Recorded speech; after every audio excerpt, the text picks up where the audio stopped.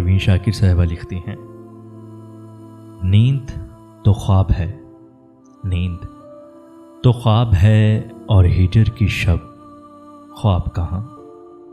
इस अमावस की घनी रात में महताब कहाँ। रंज सहने की मेरे दिल में तबो ताब कहाँ। और ये भी है कि पहले से वो आसाब कहाँ।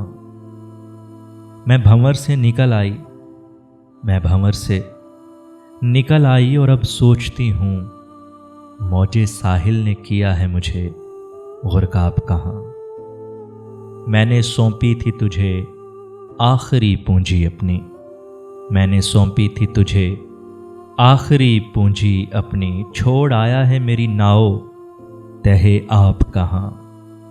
इस अमावस की घनी रात में महताब कहाँ।